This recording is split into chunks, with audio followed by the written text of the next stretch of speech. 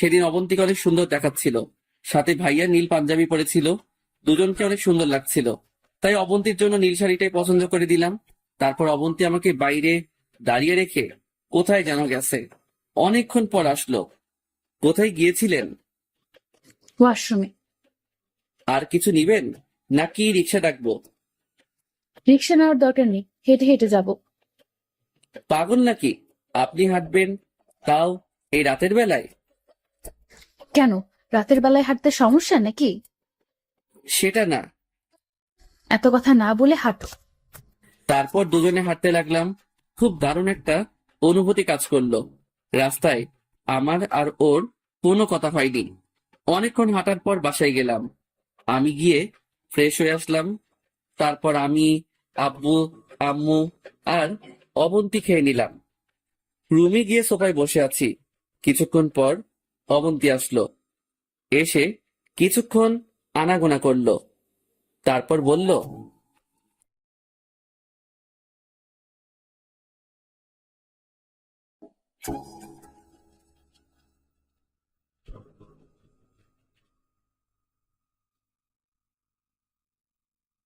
তারপর দুজনে হাঁটতে লাগলাম।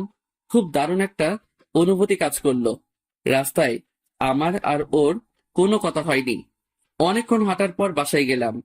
আমি গিয়ে ফ্রেশ হয়ে আসলাম। তারপর আমি, আব্বু, আম্মু আর অবন্তী খেয়ে নিলাম। রুমে গিয়ে সোফায় বসে আছি। কিছুক্ষণ পর অবন্তী আসলো। এসে কিছুক্ষণ আনাগোনা করলো। তারপর বলল, আর পারভেজ, একটা কথা বলতাম। হুম, বলেন। এই নাও, এটা তোমার জন্য। কি এটা? খুলে দেখো। আমি প্যাকেটটা খুললাম, দেখলাম একটা পাঞ্জাবি। অবাক হয়ে জিজ্ঞাসা করলাম, এটা কখন নিলেন? এত কিছু তোমার না জানলেও চলবে, হলুদের দিন তুমি এইটা গায়ে দিবে। হ্যাঁ সূচক মাথা নাড়ালাম। মনে থাকে যেন। আমি আবারও একটা বালিশ নিয়ে ফ্লোরে ঘুমিয়ে পড়লাম। মাঝরাতে কারো নরম হাতের স্পর্শে আমার ঘুম ভেঙে যায়। আমি জেগে গেলাম, কিন্তু না, জাগার ভান ধরে রাখলাম যাতে কেউ কিছু না বুঝতে পারে। আমি আস্তে আস্তে চোখ মেলে তাকিয়ে দেখি অবন্তী আমার পাশে বসে মাথায় হাত বুলাচ্ছে আর কান্না করতেছে। আমি বুঝেও না বুঝার ভান করে শুয়ে আছি। ভালোই লাগতেছে। বিয়ের পর এই প্রথম ওর স্পর্শ পেলাম।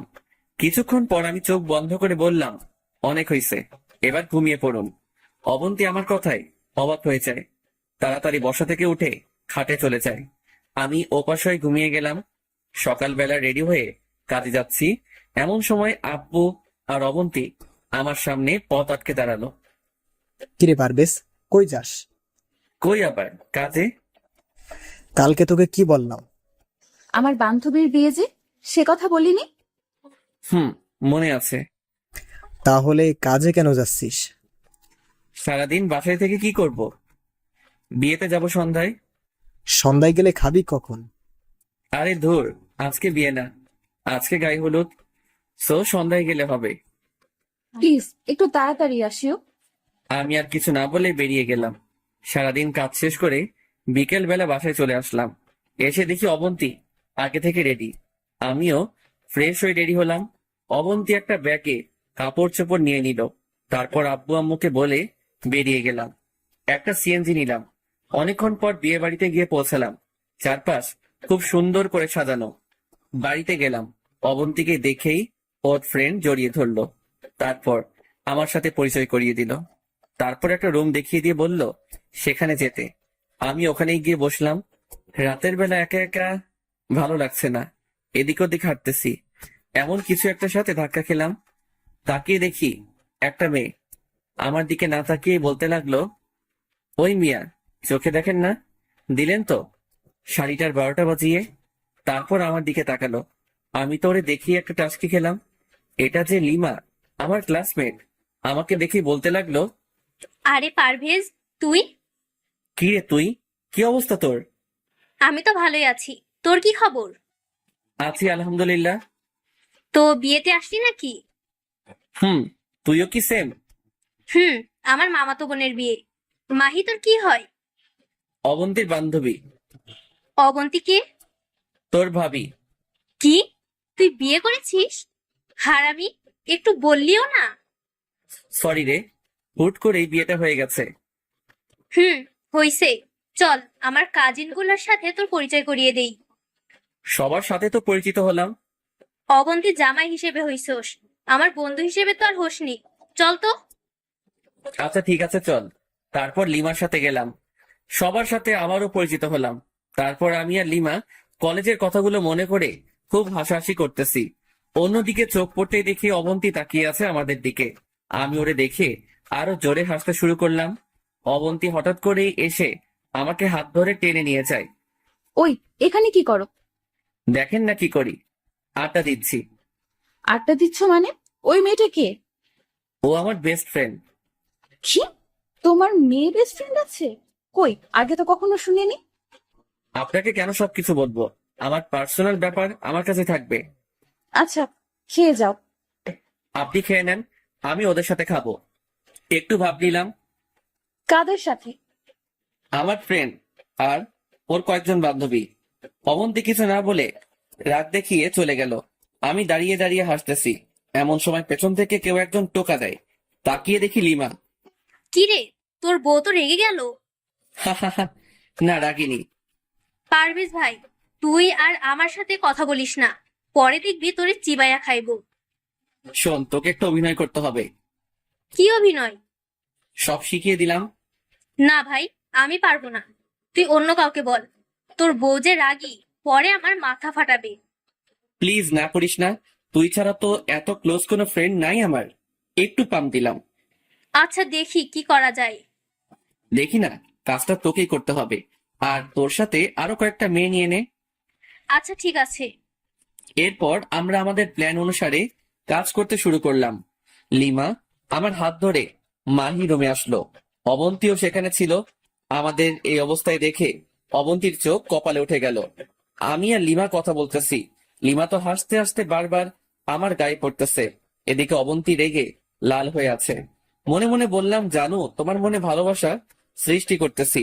তারপর আমি, লিমা আর ওর কয়েকটা কাজিন মিলে আড্ডা দিচ্ছি আর হাসাহাসি করতেছি। এমন সময় দেখি অবন্তী দূর থেকে আমাকে ফলো করতেছে। রাতে খাওয়ার সময় আমি আর লিমা একসাথে বসেছি।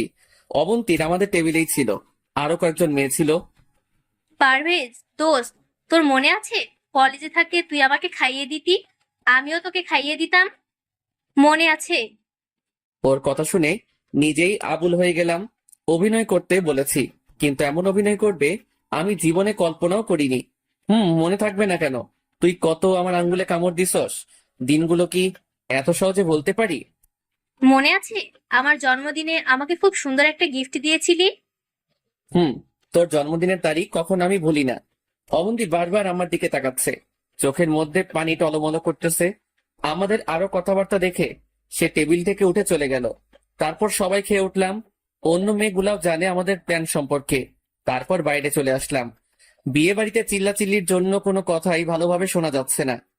পারভেজ, তোর বউ কিন্তু তোকে অনেক ভালোবাসে। কচু, তুই তাহলে কিছু জানোস না। আচ্ছা তোর কথা বল, বিয়ে করেছিস? করেছি, আবার করিওনি। মানে? বিয়ে ঠিক হয়ে আছে, কিন্তু উনি দেশের বাইরে। এমনিতে মোবাইলে সারাদিন কথা হয়। বিয়ের পর আমাকেও নিয়ে যাবে তো, তাই সবকিছু ঠিকঠাক করতে একটু সময় লাগছে। বাহ, তাহলে দেশের বাইরে চলে যাবি, দেখিস আমাদের আবার ভুলিস না। একটা মাইট দিব, ভুলবো কেন? আচ্ছা, তোর ভাই কোন দেশে থাকে রে? ভাইয়ার কথা বলার কারণে মনটা খারাপ হয়ে গেল। ভাইয়া এমন এক দেশে থাকে যে দেশে গেলে কেউ আর ফিরে আসে না। মানে? পুরো ঘটনা বললাম। সরি দোস্ত, আমি জানতাম না। It's okay. তারপর তুই তোর ভাবি মানে অবন্তীকে বিয়ে করে নিলি? হুম। ভালো করছিস, মেয়েটা যথেষ্ট ভালো। তো এখন কি করিস? তেমন কিছু না, চাকরি নাই, বেকার বেকার ঘুরতেছি। সত্যিটা বললাম না, কারণ যতই হোক একটু হলেও মান ইজ্জত আছে আমার। কি বলিস? তাহলে ফ্যামিলি কে দেখে, কিভাবে চলে? আল্লাহ চালাইতেছে কোনোভাবে। এই, আমাদের কোম্পানির জন্য কয়েকজন লোক দরকার, তুই চাকরি করবি? আমি বাবাকে বলে দিলে তোর কোনো ইন্টারভিউ নিবে না, সরাসরি চাকরি দিয়ে দিবে। কিন্তু কিন্তু কি? বেতনের কথা বলতেছিস তো? আচ্ছা, বেতনও বাড়িয়ে দিব। তুই তোর সার্টিফিকেট জমা দিয়ে দিস। থ্যাঙ্কস দোস্ত। আরে থ্যাঙ্কস এর কি আছে, চাকরি হয়ে গেলে ট্রিট দিবি। আচ্ছা ঠিক আছে, দিব। মনে মনে ভাবতেছি এই মেয়েটার সাথে কলেজে তেমন একটা কথা বলতাম না, জাস্ট হাই হ্যালো ছাড়া। আর আজকে সেই আমাকে চাকরি দিয়ে দিল। আসলেই আসলে উপরওয়ালা কাকে কখন প্রয়োজনে এনে দেয় বলা যায় না। তারপর একটি মেয়ে এসে আমাদের যেতে বলল। হলুদের অনুষ্ঠান নাকি শুরু হয়ে গেছে। এই শোন, হুম, বলো। এবার তোর বউকে আসল ডোজ দিব। কি সেটা? তুই শুধু দেখ। তারপর সে আমার হাত ধরে স্টেজের সামনে যায়। অবন্তী আমাদের দেখে বড় বড় চোখ করে তাকিয়ে আছে। গায়ে হলুদ শুরু হলো, সবাই গায়ে হলুদ দিচ্ছে। সব শেষে আমি আর অবন্তী রয়ে গেলাম। তারপর দুজন একসাথে স্টেজে উঠলাম। মাহিকে হলুদ লাগিয়ে দিলাম। মাহি আমাকে মিষ্টি খাইয়ে দিল, আমিও দিলাম, অবন্তীও দিল। তারপর আমি একটা মিষ্টি অবন্তীর মুখের কাছে নিলাম। সে কিছুক্ষণ আমার দিকে তাকিয়ে রইল। তারপর মিষ্টিটার কিছু অংশ খেলো। তারপর সেও আমাকে একটা মিষ্টি খাইয়ে দিল। ভিতরে ভিতরে আমার মনটা নাচানাচি করতেছে। এমন সময় লিমা একটা অদ্ভুত কাজ করে বসলো।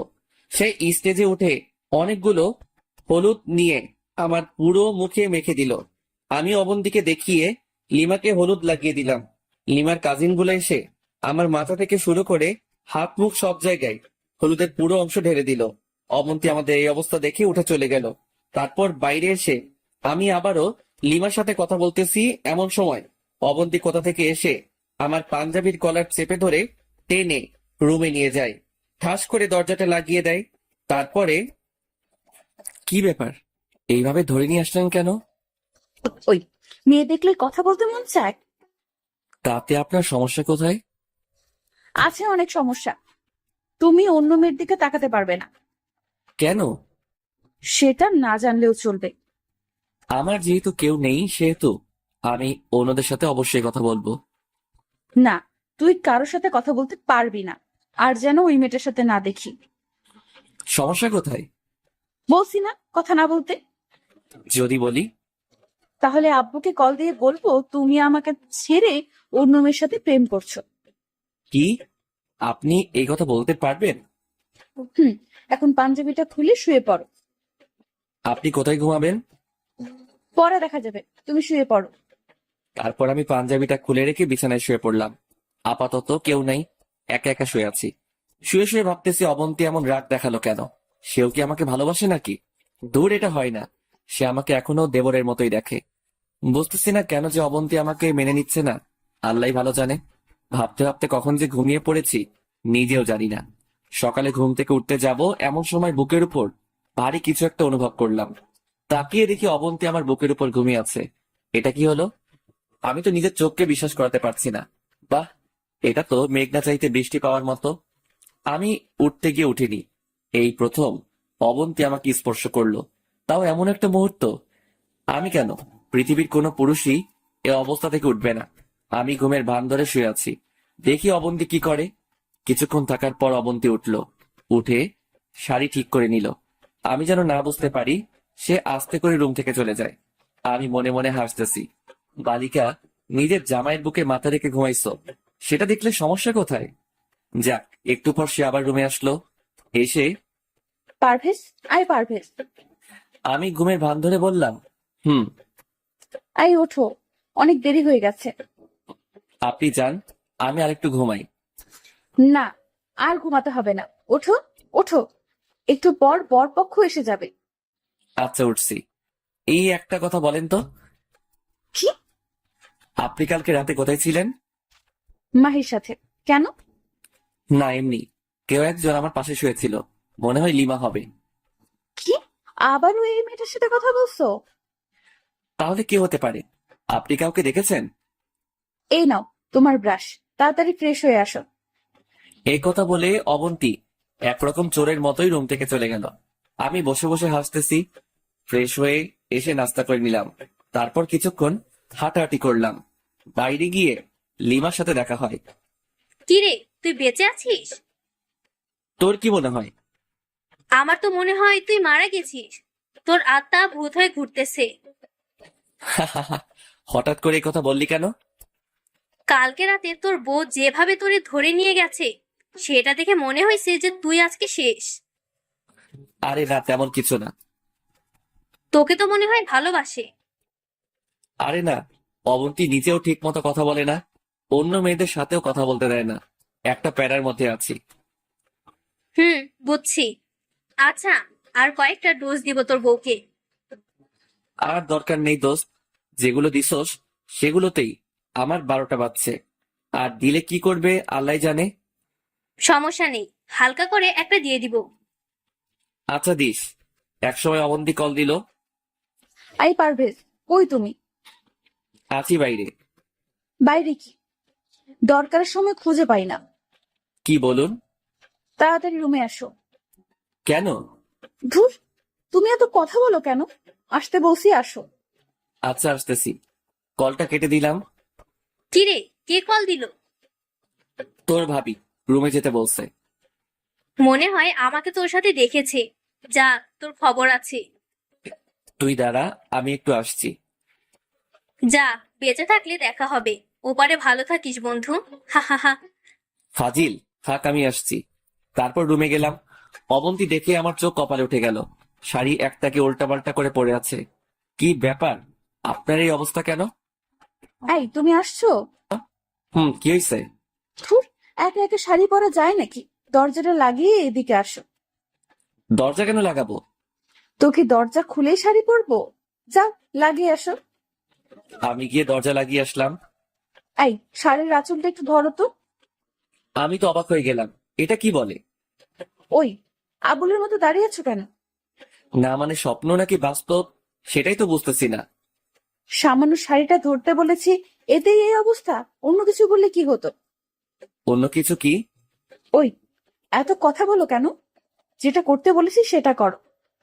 আমি গিয়ে হাঁটু গেড়ে বসে শাড়ির কচিগুলো ধরলাম। আপনি শাড়ি পরতে পারেন না? পারি, তবে পুরোপুরি ভাবে পারি না। তাহলে কাল কিভাবে পড়েছেন?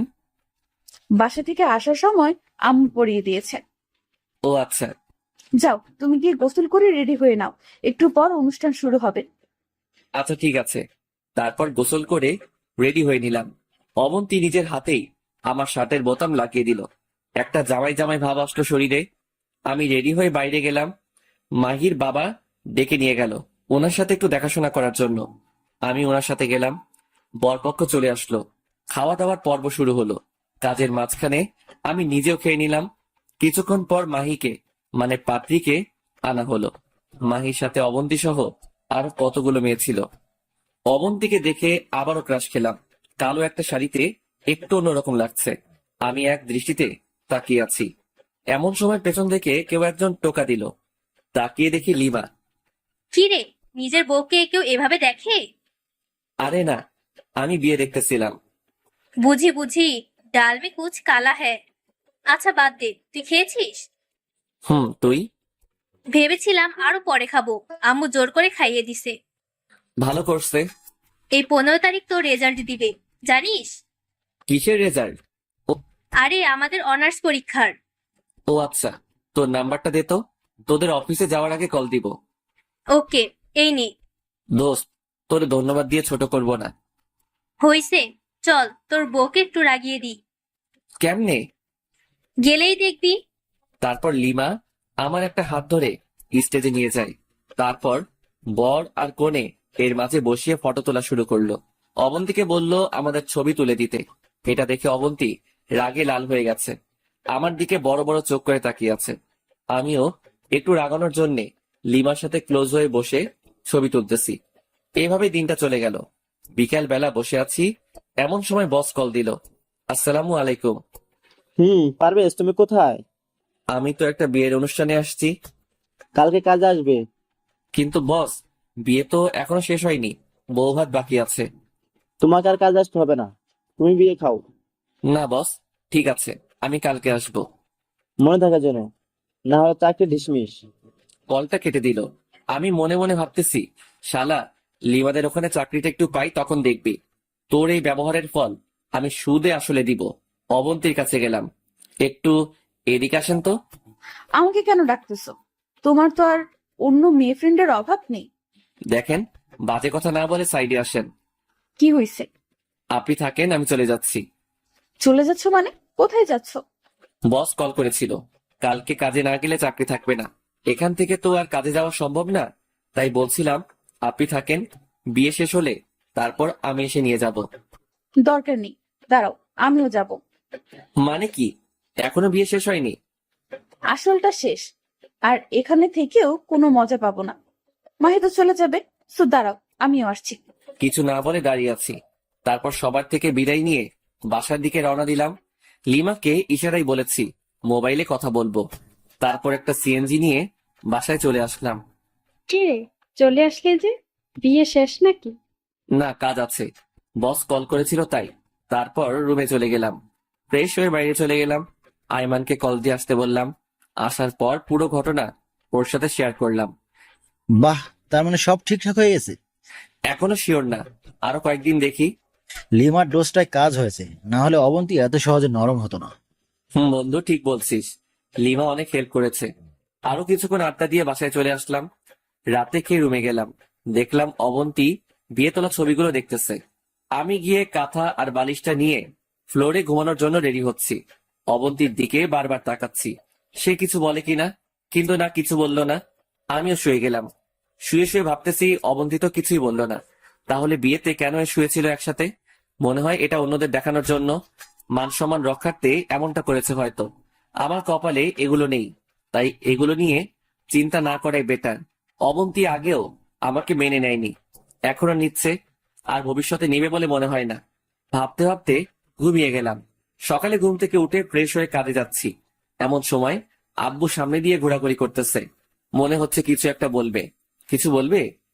তোর কাছে কিছু টাকা হবে? তোর মায়ের মেডিসিন শেষ। আমি জানি পকেটে মাত্র 20 টাকা আছে, কারণ যেগুলো ছিল সব বিয়েতে খরচ হয়ে গেছে। যাতায়াত, বিয়ের উপহার, অবন্তীর শাড়ি, পুরো মাসের বেতন শেষ। কি বলবো বুঝতেছি না। আচ্ছা, প্রেসক্রিপশনটা আমাকে দাও, আমি আসার সময় নিয়ে আসবো। তারপর বাবার থেকে প্রেসক্রিপশনটা নিয়ে বেরিয়ে গেলাম। ভাবতে লাগলাম কিভাবে কি করব। হেঁটে হেঁটে কাজে চলে গেলাম। প্রতিদিনের মতো সেই দোকানে দোকানে মাল দেওয়া আর ভ্যান ঠেলা। কাজ শেষ করে আসার সময় বসের কাছে কিছু টাকা চাইলাম, শালা টাকা তো দিলই না, উল্টো আরো ঝাড়ি দিল। পরে আইমানকে কল করে দেখা করতে বলি, ওর কাছ থেকে কিছু টাকা নিয়ে আম্মুর জন্য মেডিসিন গুলো কিনে নিয়ে আসি। এইভাবে দিন যেতে লাগলো। কয়েকদিন পর আমাদের রেজাল্ট দিবে, এটা নিয়ে আমার তেমন মাথা ব্যথা নেই, কারণ আমার পরীক্ষা যে খারাপ হয়েছে সেটা আমি খুব ভালো করে জানি। ফেল করবো এটাই শিওর। এদিকে অবন্তী রেজাল্টের চিন্তায় শেষ। দেখতে দেখতে রেজাল্টের দিন চলে আসলো। আমি যথারীতি কাজে চলে গেলাম। দুপুরবেলা অবন্তী আমাকে কল দিয়েছে। আই পারভেজ, তুমি কোথায়? কাজে আছি। কেন, কি হয়েছে? রেজাল্ট দিয়ে দিছে, আমি পাশ করেছি। কংগ্রাচুলেশন। থ্যাঙ্কস। এই তোমার রোল নাম্বার আমি ভুলে গেছি, আমাকে বলো তো। আমি নিজেও ভুলে গেছি, অ্যাডমিন কার্ড দেখো। আচ্ছা, দেখতেছি। তারপর কলটা কেটে দিল। পাশে বস ছিল। আমার মোবাইলে কথা বলা দেখে উনি বিরক্ত মাখা মুখ নিয়ে বলল, ওই মিয়া, কাজ করতে আসো নাকি প্রেম করতে? Sorry boss. আরে রাখো তোমার সরি, আরে রাখো তোমার সরি, মোবাইল বন্ধ করো মিয়া। এতই যখন বউ বউ করো তাহলে কাজে আসো কেন? বউয়ের কাছে থাকলেই তো পারো। এই শালার উপর তো রাগ হচ্ছেই, সাথে অবন্তীর উপরও। কল দেওয়ার আর সময় পেল না। রেজাল্ট দিয়েছে তো কি হয়েছে, বাসায় গেলেও তো বলা যেত। আমি মোবাইলটা বন্ধ করে রেখে দিলাম। তারপর কাজ শেষ, বসের কাছে টাকা চাইলাম। উনি মুখের উপর বলে দিয়েছে মাস শেষ হওয়া ছাড়া কোনো টাকা দিবে না। যদি অতিরিক্ত করি তাহলে অতিরিক্ত কাজের টাকা দিবে। আমি আরো 2 ঘন্টা করে 100 টাকা নিলাম, তার হিসেবে নাকি আরো কম পাবো। তারপর গেলাম টিউশনিতে। পড়ানোর এক পর্যায়ে ছাত্রের মা আসলো, টাকা হাতে নিয়ে দাঁড়িয়ে আছে। আন্টি কিছু বলবেন? এই নাও তোমার এই মাসের বেতন। কিন্তু আন্টি, মাস তো এখনো শেষ হয়নি। জানি, তোমাকে আর আসার দরকার নেই, আমি ওর জন্য নতুন টিচার দেখছি। কিন্তু আন্টি কেন? তুমি রাতে করে আসো, তার উপর দেখে মনে হয় ক্লান্ত। তোমার পড়াশোনা নাকি ওর কাছে ভালো লাগে না। আর আর কি? আর তুমি নাকি ভ্যান। তোমাকে আজকে সকালে ওর ফ্রেন্ডরা সবাই দেখেছে। তারপর স্কুলে গিয়ে ওর অনেক রকম কথাবার্তা বলেছে, ঠাট্টা করেছে। আমি কিছু না বলে নিচের দিকে তাকিয়ে আছি। শালা ভ্যান গাড়ির সাথে পড়ানোর কি সম্পর্ক এখনো আমার মাথায় আসছে না। কিছু না বলে ওই বাসা থেকে বেরিয়ে গেলাম। এবার কি হবে? টিউশনির টাকাটা দিয়ে আব্বু আমার মেডিসিন কিনি, কিন্তু এবার কি হবে? হঠাৎ করে অবন্তী রেজাল্টের কথা মনে পড়লো। আন্টির দেওয়া বেতনগুলো দেখতে লাগলাম, পুরো টাকা দেয়নি, অর্ধেক দিয়েছে। বাস আসলে সব দিক দিয়েই আসে। অবন্তীর জন্য 2 কেজি মিষ্টি নিলাম। তারপর হেঁটে হেঁটে বাসায় গেলাম। কলিং বেল দেওয়ার একটু পর দরজা খুলে দিল। তাকিয়ে দেখি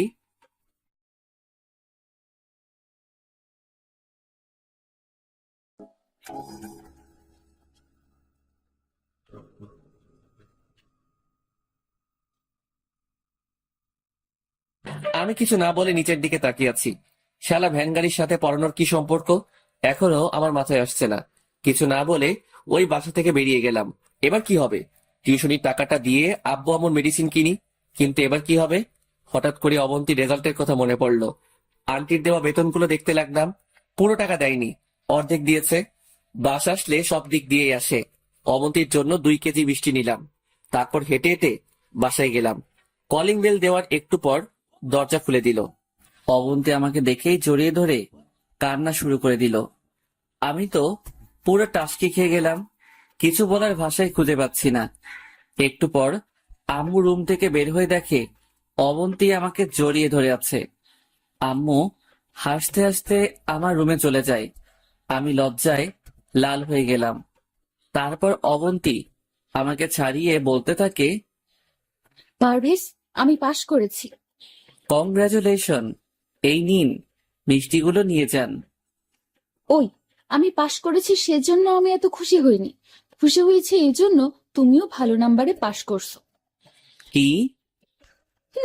তুমিও পাশ করছো, শুধু পয়েন্টে একটু কম। এটা কোনো ব্যাপার না। আমি আর কোনো কথা না বলে অবন্তীকে কোলে নিয়ে নিলাম। আসলে খুশিতে নিজেকে আর স্থির রাখতে পারিনি। ওরে কোলের কারণে ও আমার দিকে অবাকভাবে তাকিয়ে রইল। সরি, আসলে এমন একটা খুশির খবর শুনে নিজেকে স্থির রাখতে পারিনি। ইটস ওকে, যাও রুমে গিয়ে ফ্রেশ হয়ে আসো। আমি রুমে চলে গেলাম। মনে মনে ভাবলাম এবার লিমাদের অফিসে যাব, দেখি চাকরিটা হয় কিনা। ফ্রেশ হয়ে আব্বু আম্মুর কাছে আসলাম। আব্বু আম্মু দুজনেই অনেক খুশি। বসে বসে অনেকক্ষণ গল্প করলাম। তারপর খাওয়া দাওয়া করে রুমে চলে গেলাম। অবন্তী রুমে আসার আগে শুয়ে পড়লাম। একটু পর সে আসলো, আমার পাশে বসলো। কিছুক্ষণ মাথায় হাত বুলিয়ে হাটে চলে গেল। অবন্তী ঘুমিয়ে যাওয়ার পর আমি উঠলাম। উদ্দেশ্য হচ্ছে ভাইয়ার কাছে যাব। আজকে এমন একটা দিনে ভাইয়া থাকলে হয়তো তিনি আমাদের চাইতেও বেশি খুশি হতেন। আমি উঠে উঁচু করে ভাইয়ার কবরের দিকে রওনা দিলাম। কিছুক্ষণ পর আমি কবরের কাছে গেলাম। আমি জানি ভাইয়া আমাকে দেখে অনেক খুশি হবে। আমি কবরের মাথার পাশে গিয়ে বসলাম। ভাইয়া, কেমন আছিস? এত রাতে তোরে ডিস্টার্ব করার জন্য সরি। জানি তুই অনেক বিরক্ত হবি, কিন্তু কি করব বল? কথাগুলো তোকে না বললে যে আমার ঘুম আসবে না। আজকে আমাদের রেজাল্ট দিয়েছে।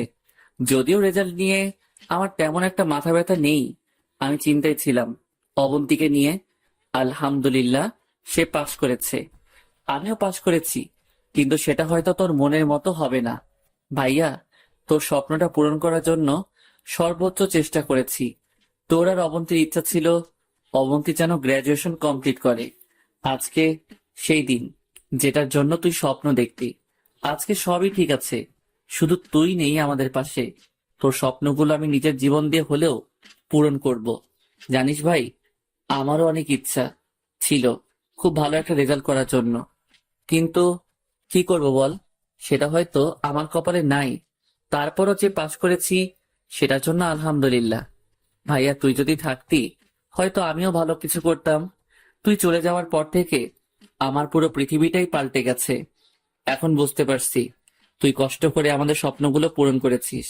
এত কষ্ট করার পরেও নিজেকে সবসময় হাসি খুশি রেখেছিস।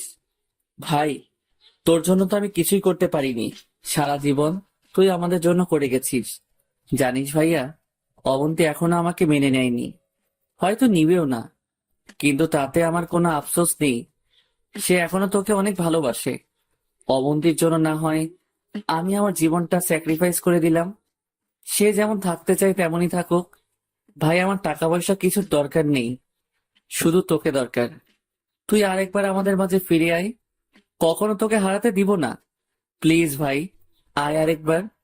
আর কোনো কথাই আসছে না মুখ দিয়ে। বসে বসে ভাইয়ের স্মৃতিগুলো মনে করতে লাগলাম।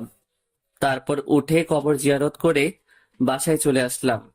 এসে দেখি অবন্তী মন খারাপ করে বসে আছে। কি ব্যাপার, আপনি ঘুমাননি? কোথায় গিয়েছিলে? এই তো একটু বাইরে, ঘুম আসছে না তাই ঘুরে এলাম। মিথ্যা বলো কেন? সত্যি করে বলো। ভাইয়ার কবরের কাছে এত রাতে? জিয়ারত করতে গেছিলাম। কি কি বলেছো তোমার ভাইকে? কিছু না, জাস্ট জিয়ারত করে চলে আসছি। আমি সব শুনেছি। আপনি কিভাবে শুনেছেন? তোমার পেছনে পেছনে গিয়েছিলাম। রাত অনেক হয়েছে, ঘুমিয়ে পড়ুন। অবন্তী কিছু একটা বলতে চেয়েছিল, কিন্তু আমি গিয়ে শুয়ে পড়লাম। সকালবেলা ঘুম থেকে উঠে ফ্রেশ হয়ে কাজে যাব, এমন সময় অবন্তী সামনে আসলো। কিছু বলবেন? একটা কথা ছিল। বলেন। আমি একটু আমাদের বাসায় যাব, যদি দিয়ে আসতে ভালো হতো। কিন্তু আমি তো কাজে যাচ্ছি, আর হঠাৎ করে ওই বাসায় কেন? রেজাল্ট দিয়েছে, আম্মু আব্বু শুনে অনেক খুশি হয়েছে। আর এমনিতেই অনেক দিন যায়নি। সকালে আম্মু কল দিয়ে তোমাকে নিয়ে যেতে বলেছে। আম্মু আব্বুকে বলেছেন? হুম। কি বলেছে? যাওয়ার জন্য বলেছে। যদি তুমিও যাও তাহলে ভালো হতো। না, আমি যেতে পারবো না। কেন? গেলে সমস্যা কোথায়?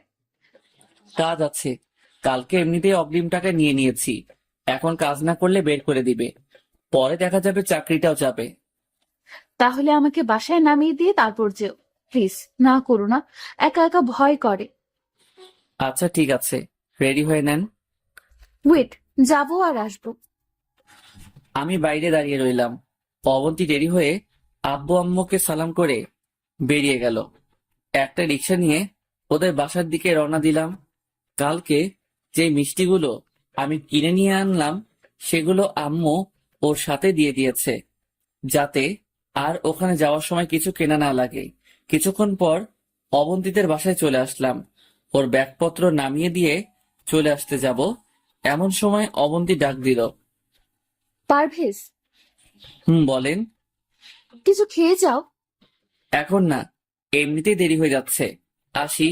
আল্লাহ হাফেজ। পারভেজ, আবার কি? রাতে আসতে পারবে? রাতে এসে কি করব? আম্মু তোমাকে আসতে বলেছে। রাতে এসে দেখা করে নিও। রাতে থেকে পরের দিন এখান থেকে কাজে যেও। চেষ্টা করব। এই কথা বলে আবার রওনা দিলাম। মনে মনে ভাবলাম, আজকে হঠাৎ করে অবন্তী এত ভালোবাসা দেখাচ্ছে, কারণ কি? মনে হয় কাল রাতে সবকিছু শুনে ফেলেছে। দূর, এত কিছু ভেবে লাভ নেই, ও আমাকে মেনে নিবে না। ভালো পাশ করার কারণে হয়তো কৃতজ্ঞতা দেখাচ্ছে। অবন্তীকে ওদের বাসায় রেখে আমি কাজে চলে গেলাম। সারাদিন কাজ করলাম। এর মাঝে অবন্তী বেশ কয়েকবার কল দিয়েছে, খেয়েছি কিনা, ভালো আছি কিনা, ওদের বাসায় কখন যাব, আরো অনেক কিছু বলেছে। রাতে আমি আমাদের বাসায় চলে গেলাম। কি রে, তুই এখানে কেন? মানে কি? অবন্তী তোকে কিছু বললেনি?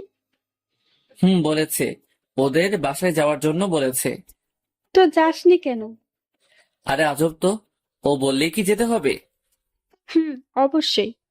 অবন্তী অনেকবার কল দিয়েছিল, তুই আসলে যেন ওদের বাসায় যেতে বলি।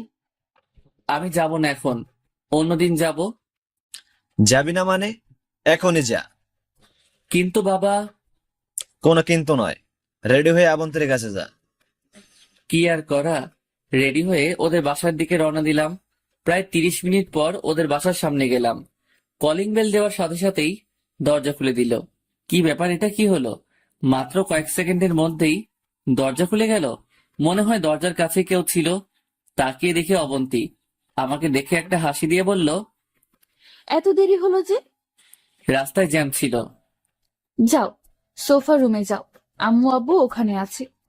আমি ওই রুমে গেলাম, ওনাদের সালাম করলাম, অনেকক্ষণ বসে বসে গল্প করলাম। তারপর একসাথে খেয়ে আমি অবন্তীর রুমে চলে গেলাম। রুমে গিয়ে খাটে শুয়ে রইলাম। এমন সময় অবন্তী আসলো। আমি যেই উঠে যাব তখনই, আই, কই যাও? আপনি ঘুমাবেন না? ঘুমাবো তো, কিন্তু তুমি খাট থেকে নামো কেন? না নামলে আপনি কোথায় ঘুমাবেন? সেটা তোমার জানতে হবে না, তুমি ঘুমাও। কিন্তু ওই, ঘুমাতে বলছি না, ঘুমাও। আমি কিছু না বলে ঘুমিয়ে গেলাম। অবন্তী রুম থেকে চলে গেল, মনে হয় অন্য রুমে থাকবে। যাক, ভালোই হয়েছে। আমি অন্তত খাটে ঘুমাতে পারবো। এই ফ্লোরে থাকতে থাকতে পিঠে ব্যথা হয়ে গেছে। আর শ্বশুর বাড়ি এসে যদি নিচে থাকি আর সেটা যদি কেউ দেখে, তাহলে আমার মান ইজ্জত সব শেষ। শুয়ে শুয়ে ভাবছি, অবন্তী কি আসলে আমাকে মেনে নিবে না? আমারও তো ইচ্ছা করে বউয়ের সাথে থাকতে, ওর সাথে ভালো একটা সম্পর্ক রাখতে, মনের গহীনে যত কথা লুকিয়ে আছে সবগুলো শেয়ার করতে। কিন্তু এমন কপাল নিয়ে দুনিয়াতে আসছি যে কপালে সুখ নামের কোনো কিছু লেখা নেই। ভাবতে ভাবতে ঘুমিয়ে গেলাম। রাতের বেলা মনে হলো কিছু একটা আমার মুখের উপর চাপ দিয়ে আছে। আস্তে আস্তে চোখ খুললাম, তাকিয়ে দেখি অবন্তী আমার পাশে শুয়ে আছে। আর একটা হাত আমার মুখের উপরে, অন্য একটা হাত দিয়ে আমাকে জড়িয়ে ধরে ঘুমিয়ে আছে। আমি কিছুক্ষণ অবাক হয়ে তাকিয়ে রইলাম। স্বপ্ন দেখতেছি না তো? না, স্বপ্ন না, আসলেই সত্যি। কিছুক্ষণ অবন্তীর মায়া মাখা মুখের দিকে তাকিয়ে রইলাম। দেখে মনে হচ্ছে ছোট্ট একটা বাচ্চা আমার বুকে শুয়ে আছে। তারপর আমিও ঘুমিয়ে গেলাম। সকালে ওর ডাকে ঘুম ভাঙলো। কি ব্যাপার মহারাজ, আর কত ঘুমাবেন? কাজে যাবেন না? ও সরি, আপনি আমাকে আরো একটু আগে ডেকে দিতেন। সমস্যা নেই, এখনো সময় বেশি হয়নি। আমি নাস্তা রেডি করতেছি, তুমি ফ্রেশ হয়ে ডাইনিং রুমে আসো। আচ্ছা ঠিক আছে, আপনি যান, আমি আসছি। অবন্তী চলে গেল। আমি গিয়ে ফ্রেশ হয়ে রেডি হয়ে ডাইনিং রুমে গেলাম। এতগুলো নাস্তা দেখে একটু টাসকি খেলাম।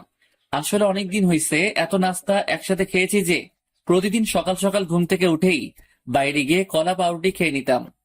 যাই হোক, সবাই মিলে নাস্তা করে নিলাম। নাস্তা করে ওর আব্বু আম্মুর থেকে বিদায় নিয়ে আমি ওদের বাসা থেকে বেরিয়ে গেলাম। উদ্দেশ্য কাজে যাব। গেটের বাইরে আসতেই অবন্তী ডাকলো। পারভেজ, কিছু বলবেন? কাজে না গেলে হয় না? আজকে বাজার করতে হবে। কাজে না গেলে কি দিয়ে বাজার করব? এখানে আবার আসবে? জানি না, তবে মনে হয় না। প্লিজ আসিও। চেষ্টা করব। তারপর বিদায় নিয়ে বেরিয়ে গেলাম। সোজা কলেজে চলে গেলাম। কাজ করতেছি এমন সময় লিমার কথা মনে পড়লো। সে তো বলেছে রেজাল্টের পর ওর বাবার অফিসে যেতে। রেজাল্ট তো দিল, দেখি কিছু একটা হয় কিনা।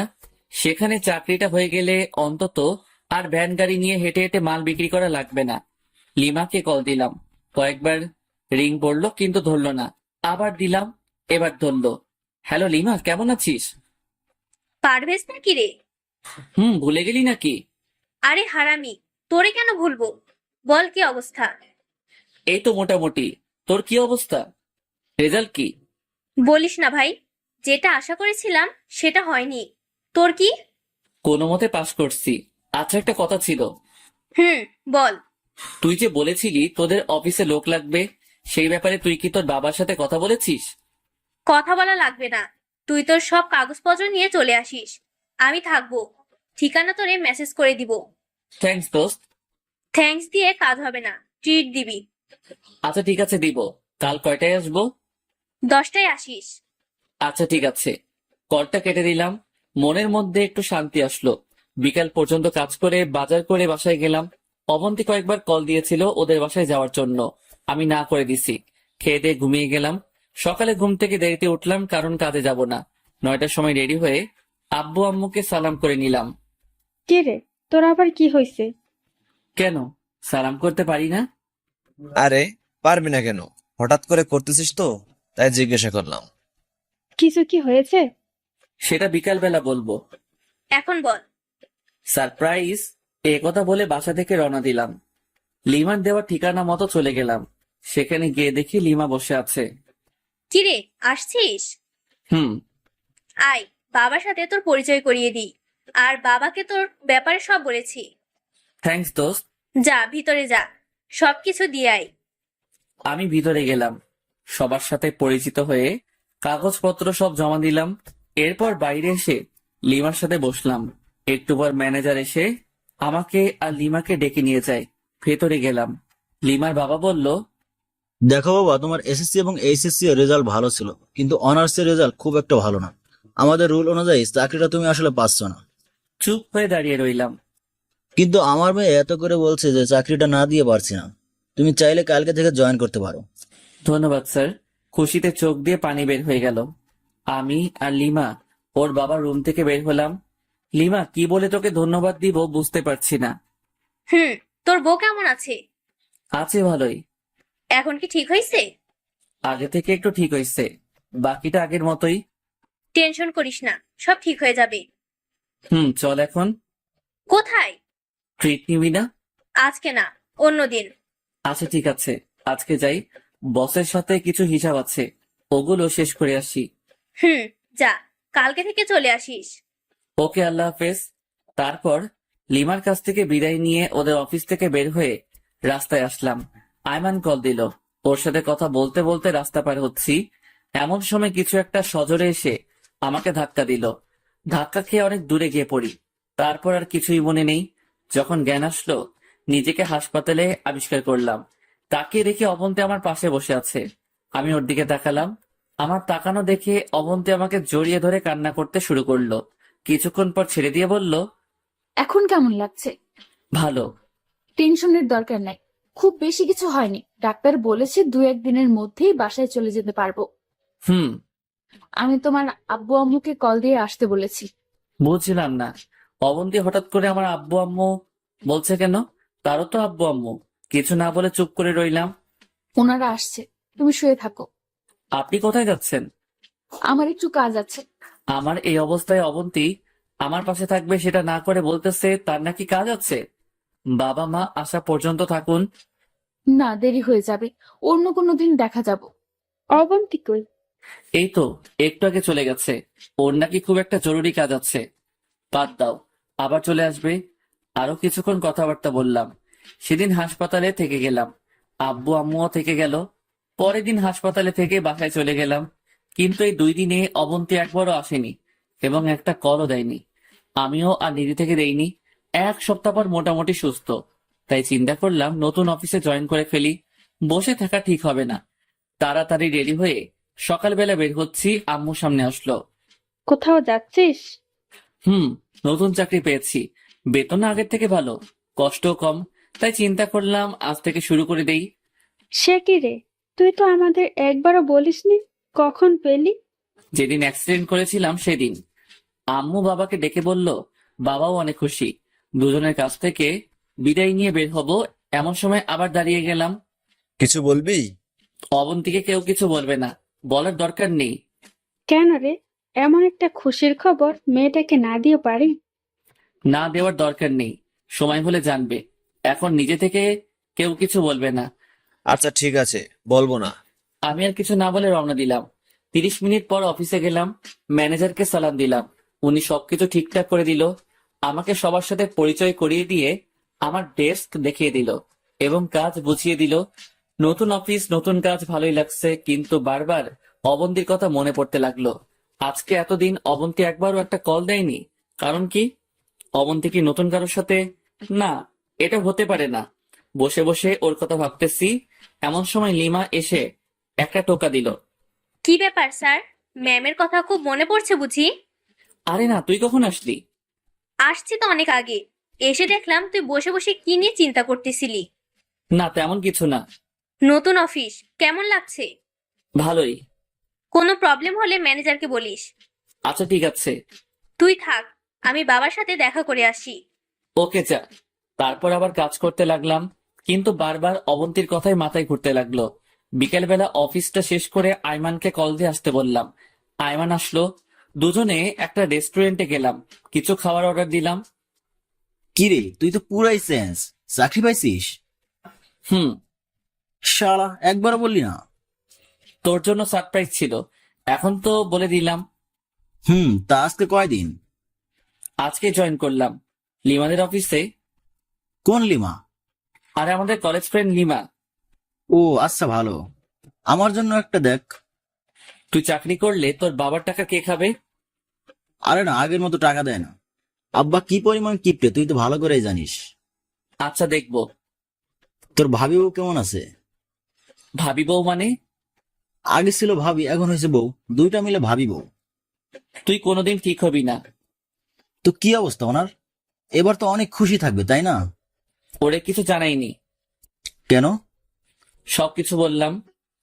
পারভেজ দোস্ত, তোরে আমি আগেই বলেছি মেয়েটার মধ্যে কোনো ঘাপলা আছে। যেমন?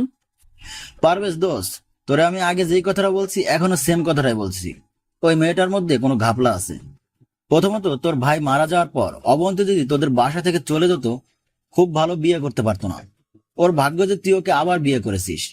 দ্বিতীয়ত, তোর মা বাবা অবন্তীকে যে পরিমাণ ভালোবাসে, আদর করে, আমার মনে হয় না পৃথিবীর অন্য কোথাও এমন আদর পাবে। সবকিছু থাকা সত্ত্বেও অবন্তী তোর সাথে একই খাটে থাকে না, একসাথে মিশে না। এই থেকেই বোঝা যায় ওর মাঝে কোনো ঘাপলা আছে। কিন্তু আমি তো ওরে কোনো অভাব দেখাইনি, ওর সবগুলো স্বপ্নই পূরণ করেছি। আমার মনে হয় ওর কোনো পুরনো বয়ফ্রেন্ড আছে। আরে না, এটা হয় না। এটাই হবে, গরিবের কথা বাসি হলেও মিষ্টি হয়। কি করব বল, আম্মু আব্বুর দিকে তাকিয়ে ওরে কিছু বলতেও পারছি না। ও এখন কোথায়? ওর বাবার বাসায়, আমার অ্যাক্সিডেন্টের আগে গেছে, এখন আসেনি। একবারও আসেনি? না, কল করে জিজ্ঞেসও করেনি আমি বেঁচে আছি নাকি মরে গেছি। তাইলে শিওর থাক ওর অন্য কোথাও রিলেশন চলতেছে। দোস্ত, ওরে ফলো করতে পারবি? ওকে করলাম, সমস্যা কোথায়? কিন্তু এটা শিওর যে অবন্তী তোর কাছে থাকবে না। আগে হোক আর পরে হোক, ওরে ডিভোর্স দিতে হবে। তুই না দিলেও সে তোকে দিবে। আচ্ছা, তুই শুধু ফলো কর। ওকে। আরো কিছু কথা বলে বাসায় চলে আসলাম। এসে ফ্রেশ হলাম, আম্মু রুমে আসলো। কিছু বলবে?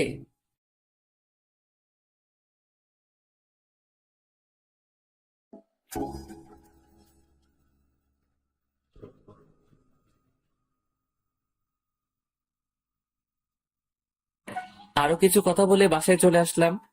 এসে ফ্রেশ হলাম, আম্মু রুমে আসলো। কিছু বলবে? হুম। বলো।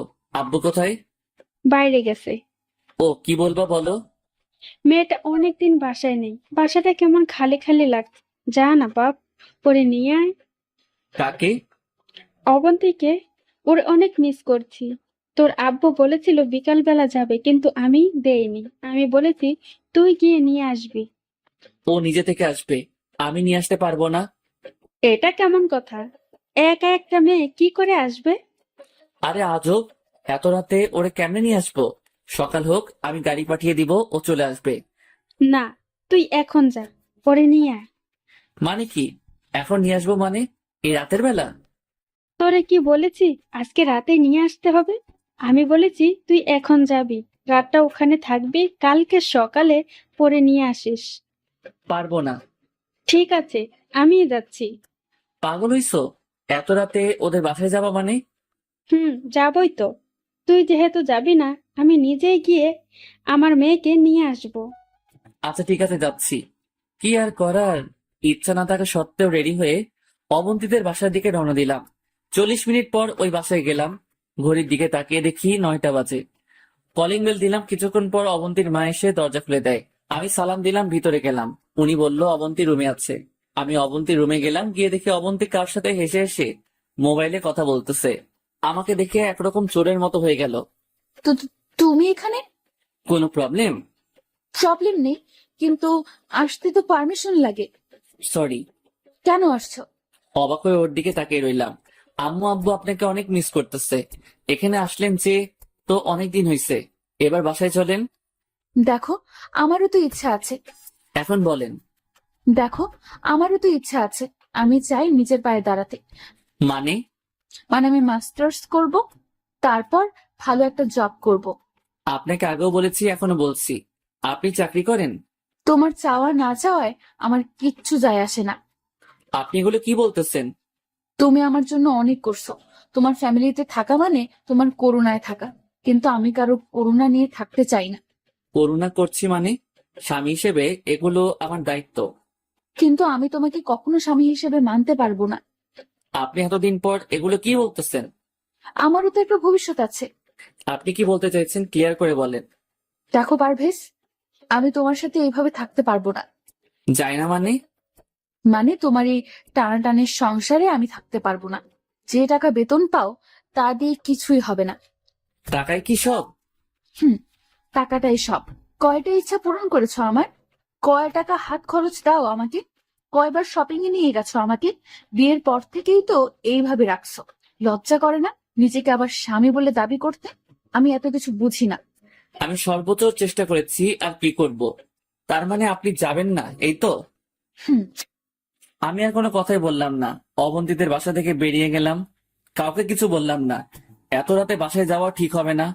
আব্বু আম্মুকে যদি জানাই তাহলে ওনারা অনেক কষ্ট পাবে। আর কিছুদিন দেখি, পরে না হয় সময় করে সব ওনাদেরকে জানিয়ে দেব।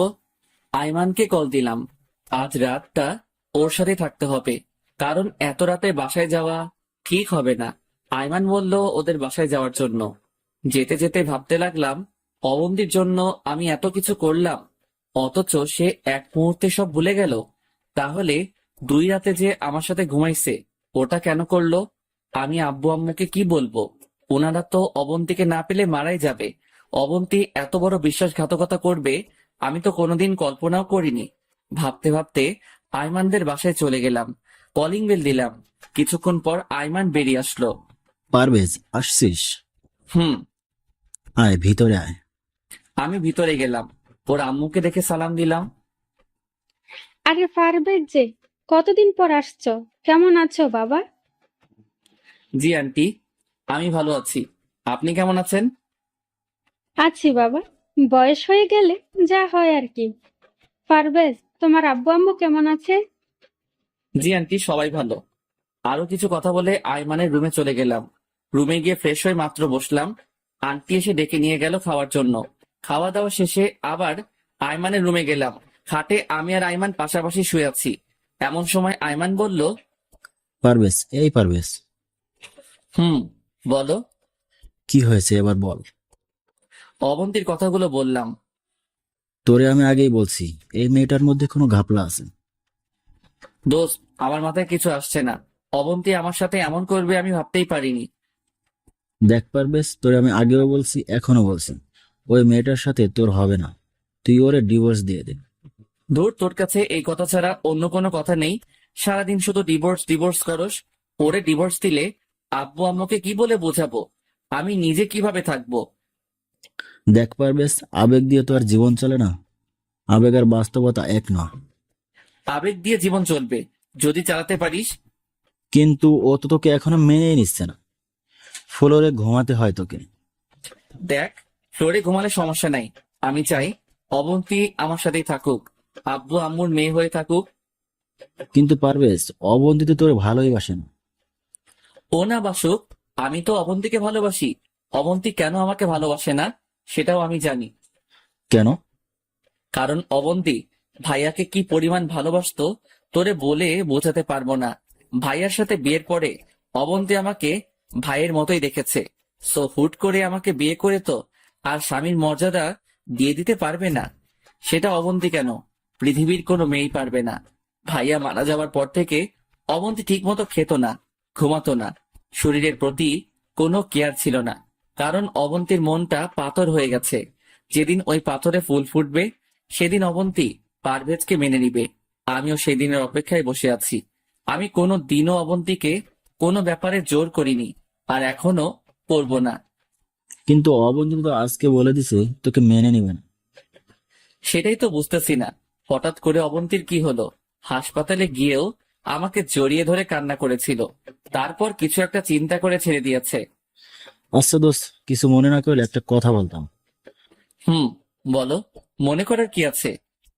অবন্তীর কি কারোর সাথে রিলেশন আছে বা ছিল?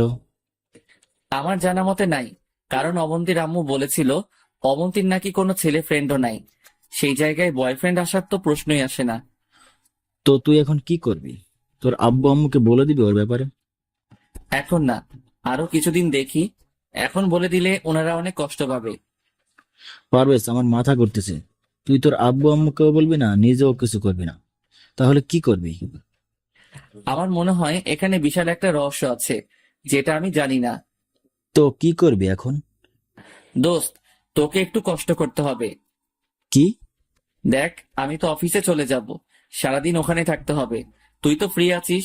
তুই যদি অবন্তীকে ফলো করতি, ও কি করে কার সাথে যায়, তোর বাইক আছে, সমস্যা হবে না। প্রয়োজনে আমি তোরে তেলের টাকা দিয়ে দিব। এই হারামি, তুই পাগল হয়েছিস? তোর কাছ থেকে আমি টাকা নিব? তুই আমার বেস্ট ফ্রেন্ড, তোর জন্য আমি সব করতে রাজি আছি। থ্যাঙ্কস দোস্ত। তাহলে কালকে থেকে ওরে ফলো করা শুরু কর। আমি তোরে অবন্তীদের বাসা দেখিয়ে দিব। আচ্ছা ঠিক আছে, এখন ঘুমা। তারপর এক পাশ হয়ে শুয়ে গেলাম। ঘুম আসছে না, বারবার অবন্তীর কথাই মনে পড়তে লাগলো। ভাবতে ভাবতে ঘুমিয়ে গেলাম। সকালে ঘুম থেকে উঠে নাস্তা করে আইমান আর আমি বাইক নিয়ে বের হলাম। আইমানকে অবন্তীদের বাসা দেখিয়ে আমি অফিসে চলে গেলাম, কাজ করতে লাগলাম আর আয়মানকে বারবার কল দিয়ে জিজ্ঞেস করতে লাগলাম, কিন্তু কোনো খবরাখবর নাই।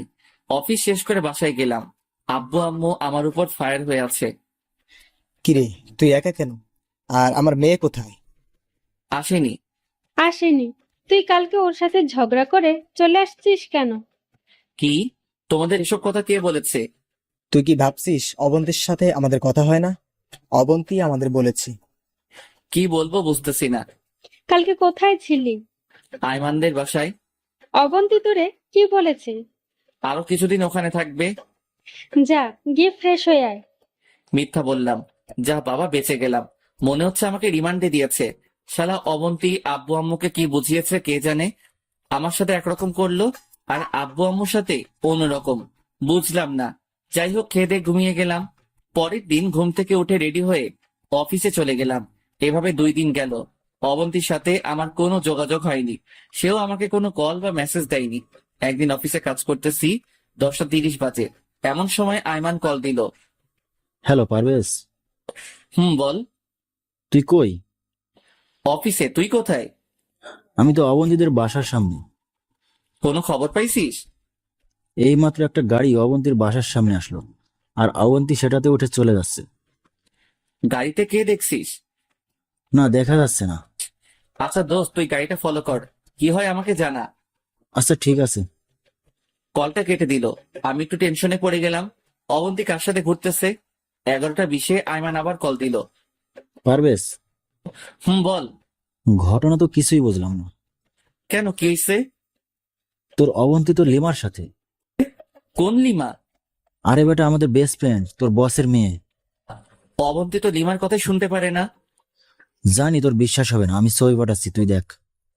আমার কাছে নর্মাল মোবাইল। আচ্ছা, বিকালবেলা দেখা করিস। ঠিক আছে। আজকে অবন্তী লিমার সাথে কি করে? আমি কেমনে বলবো? তুই লিমারে জিজ্ঞেস করিস। আচ্ছা, তুই আরেকটু ফলো কর। ওকে। আমি বিকালে তোর সাথে দেখা করব। ওকে। কল কেটে দিল। কাজ শেষ করে বিকেলবেলা আয়মানের সাথে দেখা করলাম। আয়মান ওর মোবাইলে তোলা ছবিগুলো আমাকে দেখাতে লাগলো। আসলেই তো, এটা যে লিমা। কিন্তু অবন্তী লিমার নামও শুনতে পারে না।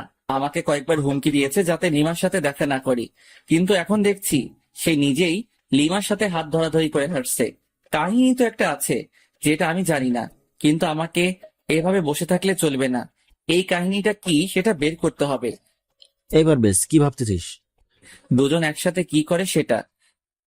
লিমাকে জিজ্ঞেস কর, তাহলে কাহিনী বুঝে যাবি। কিন্তু লিমা কি আমাকে বলবে? বলবে না কেন? অবশ্যই বলবে। না রে, লিমার পেট থেকে সহজে কথা বের হয় না। ওরে ইমোশনাল করে বের করতে হবে। কিন্তু কিভাবে? কিছু একটা চিন্তা কর। দেখি। আচ্ছা, এখন কল দিব? তুই পাগল হয়েছিস? এখন দিলে ভুলেও বলবে না। তোর সাথে যখন দেখা হবে তখন সিস্টেম করে জিজ্ঞেস করে নিবি। আচ্ছা ঠিক আছে। আরো কিছুক্ষণ আড্ডা দিয়ে বাসায় চলে গেলাম। খাওয়া দাওয়া করে বসে বসে ভাবতে লাগলাম, আসলে অবন্তী কি করতে চাচ্ছে। 2 দিন পর আমি অফিসে কাজ করতেছি, এমন সময় লিমা আমার ডেস্কে আসলো। কিরে পারভেজ, কি খবর? ভালো না রে। কেন? বউয়ের জন্য খারাপ লাগছে বুঝি? এই তো ফকিন্নি, মুখ দিয়ে আসল কথা বের করে দিছে, বাকি কথাগুলো বের করে নেই। না রে দোস্ত, বউয়ের জন্য না। তাহলে আমি আর বেশি দিন বাঁচবো না রে। তুই এগুলো কি বলিস? পাগল হলি নাকি? সত্যি বলছি, ডাক্তার বলেছে আর বেশি দিন নাই। এই, তোর শরীর ঠিক আছে তো? দোস্ত, আমি তো চলে যাব, যাওয়ার আগে একটা রিকোয়েস্ট রাখবি প্লিজ। তুই কি বলতেছিস এগুলো? আমার মাথা ঘুরতেছে। তোকে তো দেখে ভালোই মনে হচ্ছে। না রে, বল, আমার রিকোয়েস্টটা রাখবি। কি রিকোয়েস্ট বল? এই তো লাইনে আসছে। অবন্তীর সাথে কি চলতেছে বলবি? মরার আগে জানতে চাই। কি হলো বল। তুই কিভাবে জানিস? তোকে আর অবন্তীকে আমি একসাথে দেখেছি, প্লিজ বল। আমি মাহির বিয়েতে হেসে হেসে কথা বলেছিলাম, তখন অবন্তী এসে আমার হাত ধরে কান্না করতে লাগলো আর বলল যাতে তোর সাথে না মিশি। তো তুই কি বললি? আমি বলেছি তুই আর আমি জাস্ট ফ্রেন্ড, আর কোনো সম্পর্ক নেই। অবন্তীকে রাগানোর জন্যই আমরা বিয়েতে এমন করেছি। তারপর থেকে আমার আর অবন্তীর মাঝে ভালো একটা ফ্রেন্ডশিপ হয়ে যায়। আমরা এখন একে অন্যকে তুই করে ডাকি। তো আমাকে বলিসনি কেন? অবন্তী বলতে নিষেধ করেছে, তোরে নাকি শাস্তি দিবে। কি শাস্তি? অন্য মেয়ের সাথে আর জীবনে কথা না বলিস। আমি যেখানে চাকরি পেয়েছি সেটাও কি বলে দিয়েছিস? তুই জয়েন করতে আসার আগেই ওরে বলে দিয়েছি, আর সে তোর আব্বু আম্মুকে জানিয়ে দিয়েছে। তার মানে আমি বলার আগেই আব্বু আম্মু আর অবন্তী জেনে গেছে? হুম আচ্ছা, এখন আমাদের মধ্যে একটু ঝামেলা চলতেছে, তুই কি সেটা জানিস? জানবো না কেন? আমার বুদ্ধি দিয়েই তো অবন্তী এগুলো করতেছে। তার মানে এসবের মধ্যে তুইও আছিস? রে দোস্ত, আমি অনেকবার না করেছি, কিন্তু অবন্তী আমাকে কিছুতেই ছাড়েনি, তাই করতে বাধ্য হলাম। কিন্তু আসল কথা কি জানিস? কি? অবন্তী তোকে অনেক ভালোবাসে। কচু বাসে, ও জীবনেও আমাকে মেনে নিবে না। নিবে দেখিস। আচ্ছা, এবার বল তোর কি হয়েছে? আমার আবার কি হবে? তুই না একটু আগে বললি তুই আর বেশি দিন নেই। আরে ফকিন্নি, এটা মিথ্যা ছিল। তোর পেট থেকে আসল কথা বের করার জন্যই এমন করেছি। কি, তুই এটা করতে পারলি? তুই যদি পারিস, আমি কেন পারবো না? দাঁড়া, আমি অবন্তীকে সব বলে দিব। বলে দে, তাতে তুই বাস খাবি, আমার কি? ধুর, আমি তোদের কারো সাথে নাই। মনু, মাইন্ডটা চিপা আটকাইছো, বের হওয়ার সুযোগ নেই। বেশি চালাকি করলে এই অবস্থায় হবে। আমি আর এসবের মধ্যে নেই। তুই আগে ছিলি, এখনো আছোস, এন্ড আগামীতেও থাকবি। শোন, আবার কি? আমি আর তোকে কোনো ইনফরমেশন দিব না। তুই এত হারামি আগে জানতাম না। আরে আগে কথা শোন। বল। আমি যে সবকিছু জেনে গেছি, অবন্তী যাতে না জানে। আমি ওরে বলে দিব। ওকে বলিস, আমি অবন্তীকে বলবো লিমান নিজেই এসে আমাকে সত্যি কথা বলে দিছে। তখন অবন্তীর পক্ষ থেকে খুব সুন্দর আর সাজানো একটা বাস খাবি। সো অবন্তীকে কিছু বলবি না। আচ্ছা। লিমা চলে গেল, আমি চেয়ারে হেলান দিয়ে বসলাম। এবার একটু শান্তি আসলো। শালার অবন্তী আমার জীবনটা শেষ করে দিল। কোথায় এসে আমার সাথে রোম্যান্স করবে সেটা না, উল্টো আমাকে বাস দেওয়ার জন্য উঠে পড়ে লেগেছে। বালিকা, তুমি চলো ডালে ডালে, আর আমি চলি পাতায় পাতায়। পারভেজ কি জিনিস এবার ভালো করে টের পাবা। আই মাইন না, হারামিরে কল দিয়ে আসার জন্য বললাম, দেখা করব। সন্ধ্যার সময় আসলো, আইমানকে সবকিছু বললাম। আইমান তো পুরো টাস্কি খেয়ে বসে আছে। আরে কি বলিস? সত্যি। অবন্তীর দিকে তাকালে তো মনে হয় নিষ্পাপ একটা মেয়ে, কিচ্ছু জানে না, ভাজা মাছটা উল্টো খেতে জানে না, কিন্তু ওর ভিতর এত প্যাঁচ। দাঁড়া, আমি ওর প্যাচ বের করছি। একটা জিনিস আমার মাথায় আসতেছে না। কি? অবন্তী তোরে হঠাৎ শাস্তি দিতে যাবে কেন? আমি জানি না, সেখানেও হয়তো কোনো রহস্য আছে। দেখ এবার কি হয়। দোস্ত, আমি চাই কালকে দেখা করব। কোথায় যাবি? এখন বাসায় যাব, রেডি হয়ে অবন্তীদের বাসায় যাব। অবন্তীদের বাসায় কেন? তুই এখনো ছোট, বুঝবি না কিছু। আরো বড় হয়ে নে, তারপর নিজে নিজে বুঝে যাবি। আইমান আবুলের মতো তাকিয়ে রইল। আমি বাসায় চলে গেলাম, ফ্রেশ হয়ে আব্বুর কাছে আসলাম। কোথাও যাবি নাকি? হুম। কোথায়? তোমার বেয়াই মশাইয়ের বাসায়। এত রাতে ওখানে কেন? কেন যেতে পারি না? পারবে না কেন? শ্বশুর বাড়ি, মধুর হাড়ি, যখন ভালো লাগে তখন যাবি। এখন কি অবন্তীর কথা খুব মনে পড়েছে? আরে এগুলো কি বলো, দূর, যাবই না। বাবা বসে বসে হাসতেছে। আমি রান্নাঘরে গেলাম, আম্মুকে বলে বেরিয়ে গেলাম। 30 মিনিট পর অবন্তীদের বাসায় গেলাম। কলিং বেল চাপ দিলাম। কিছুক্ষণ পর দরজা খুলে দেয়। তাকিয়ে দেখি অবন্তীর আম্মু। আমাকে দেখেই মোটামুটি একটা টাসকি খেলো। খাওয়ার কথা যেখানে পারভেজকে, এত বলতেও যে আসে না, সেখানে নিজে থেকে এসে হাজির, তাও আবার রাতের বেলা। এই পারভেজ। আমি সালাম দিয়ে ভিতরে গেলাম। অবন্তীর বাবা বসে বসে টিভি দেখতেছে। আমাকে দেখে উঠে দাঁড়ালো। আমি ওনার সাথে কৌশল বিনিময় করলাম। অবন্তীর রুমে যাও। যাব এখন না, একটু পর। তাহলে বসো, গল্প করি। আমি ওনার পাশেই গিয়ে বসলাম। বাবা মায়ের কথা জিজ্ঞেস করলো, চাকরি বাকরির কি খবর জিজ্ঞেস করলো। আমি ওনার পাশে বসে সবকিছুর উত্তর দিচ্ছি। কিছুক্ষণ পর অবন্তী আসলো।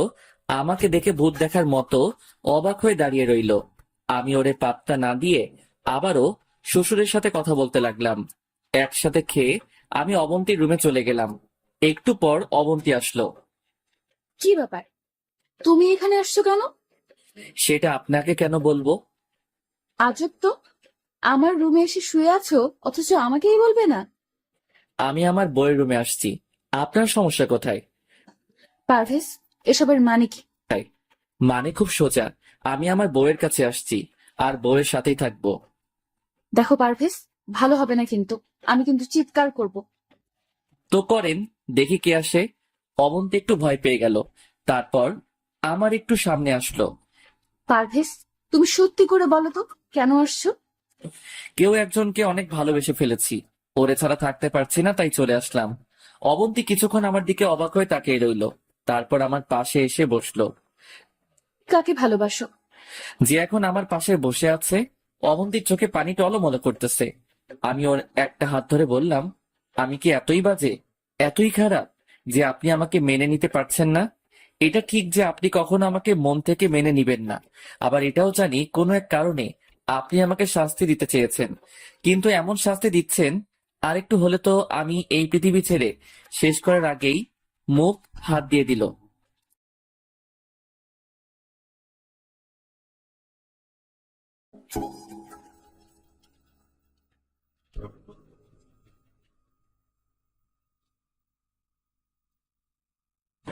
যে এখন আমার পাশে বসে আছে।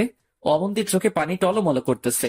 আমি ওর একটা হাত ধরে বললাম, আমি কি এতই বাজে, এতই খারাপ যে আপনি আমাকে মেনে নিতে পারছেন না?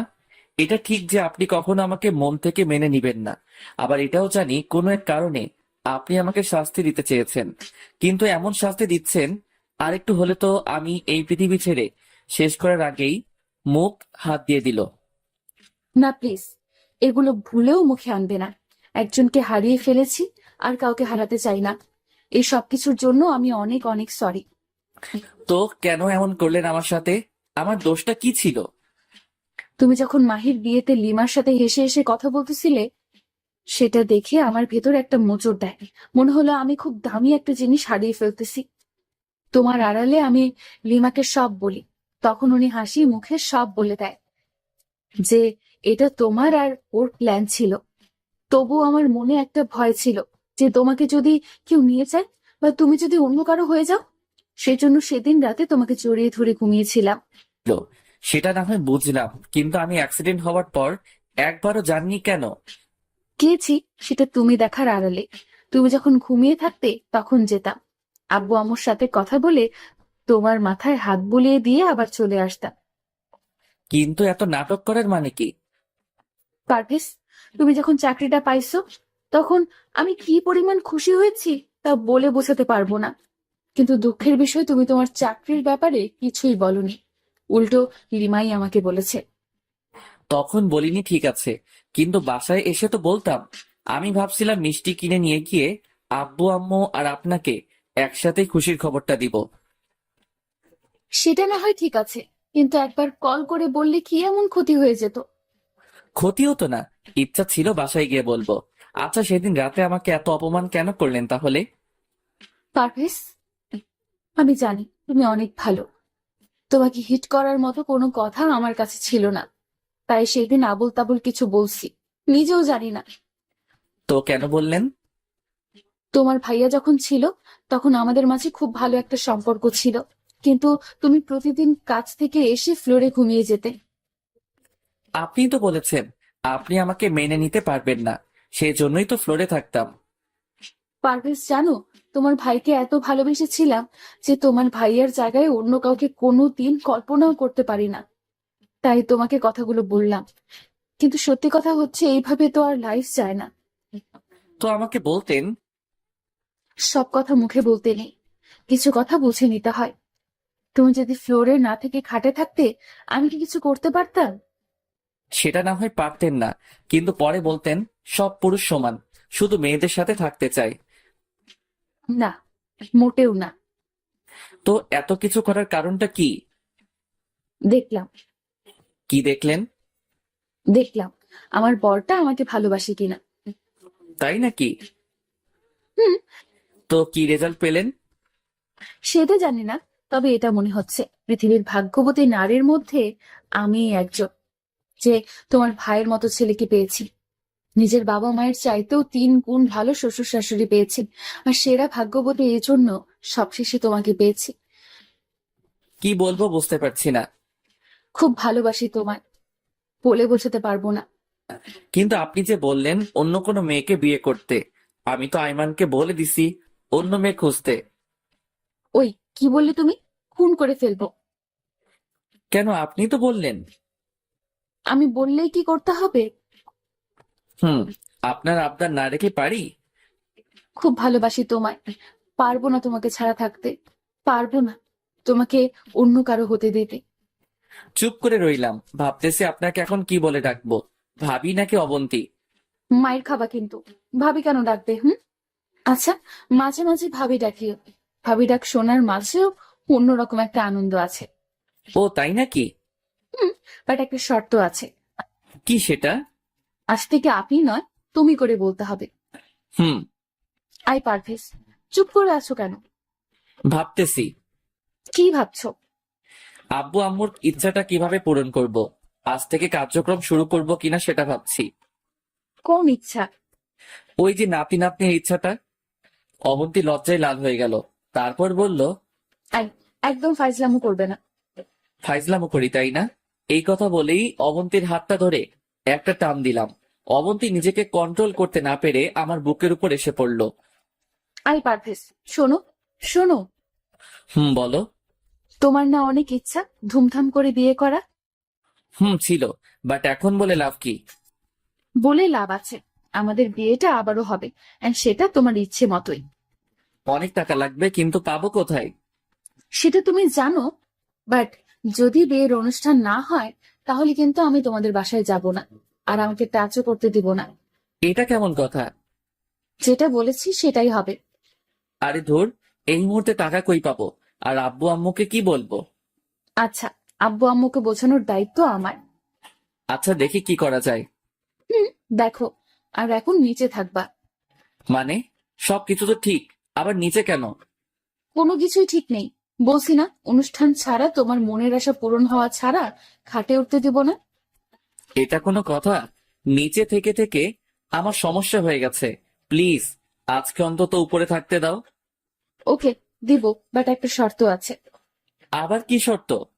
আমাকে টাচ করতে পারবে না, দুজনের মাঝখানে কোলবালিশ থাকবে। আচ্ছা বাবা, ঠিক আছে, তারপরও উপরে থাকি। ওকে, এই পাশে গিয়ে শুয়ে পড়ো। আপনি ঘুমাবেন না? বলছি না তুমি করে বলতে। ও সরি।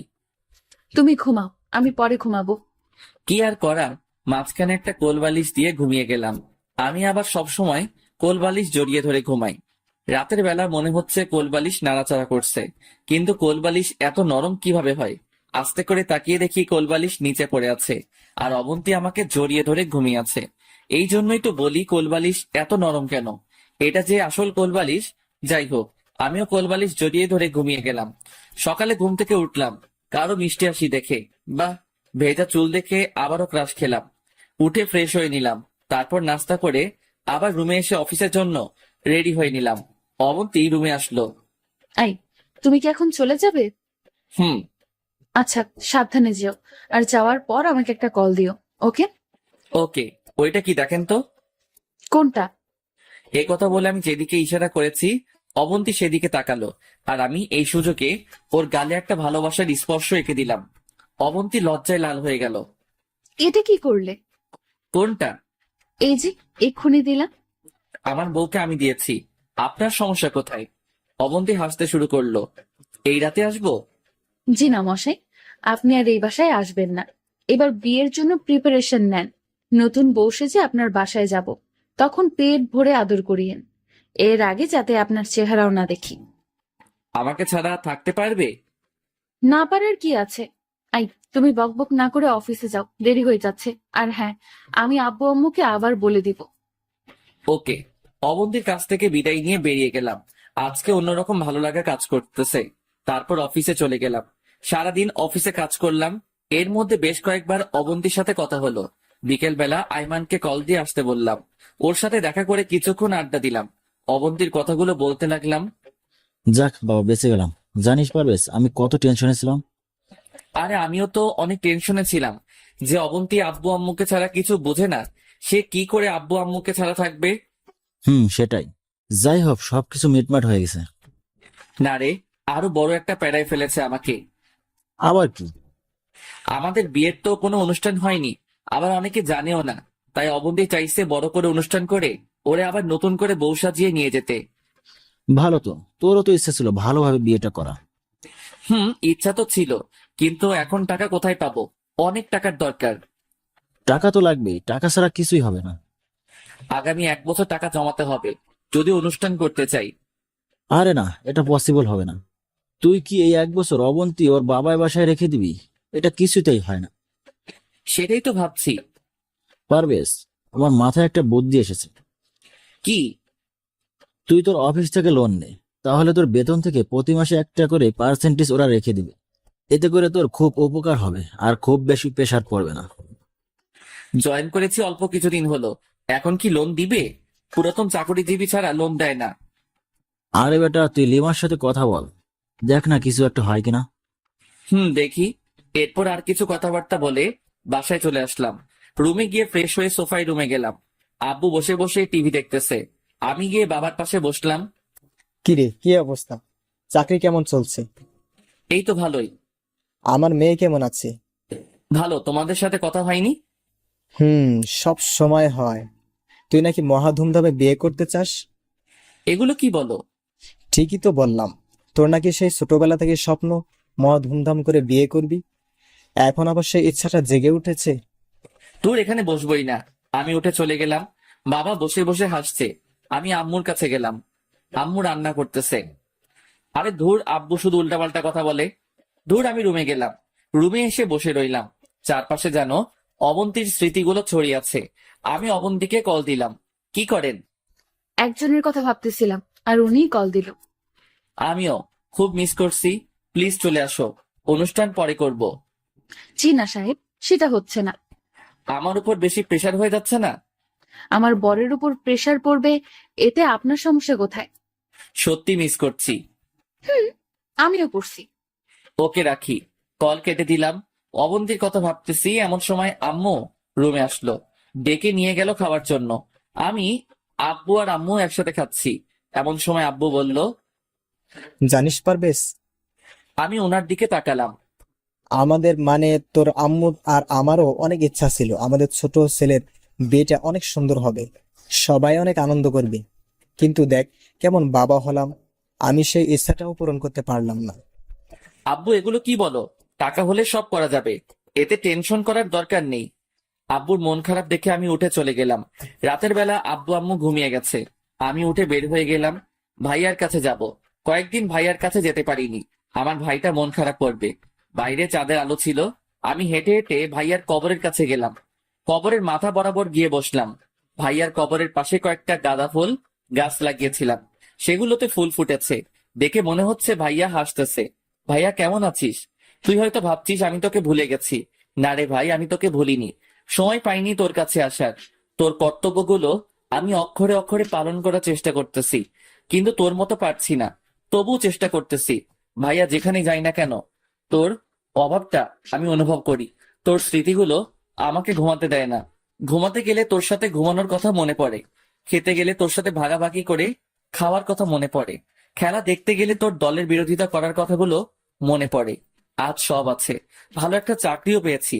টাকা এখন নেই, হয়তো ভবিষ্যতে হবে। সবকিছু হয়তো পাবো, কিন্তু তোকে পাবো না।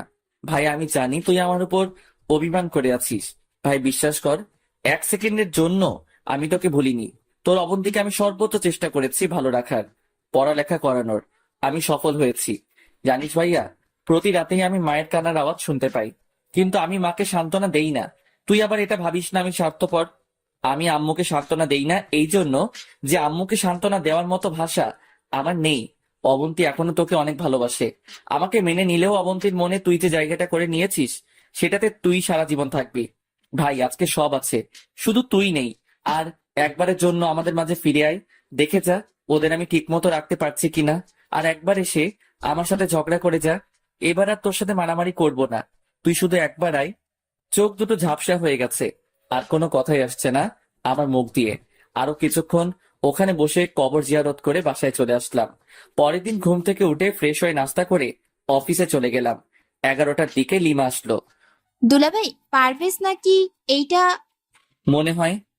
কি অবস্থা? ভালো না রে, বিপদে আছি। কেন, আবার কি হয়েছে? এবার তো সবকিছু ঠিকঠাক হয়ে গেছে।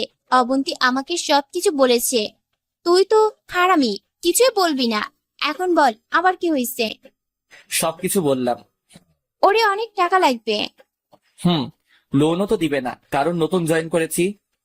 হুম, আচ্ছা, আমি ম্যানেজারকে বলে দিব। দেখ কিছু হয় কিনা।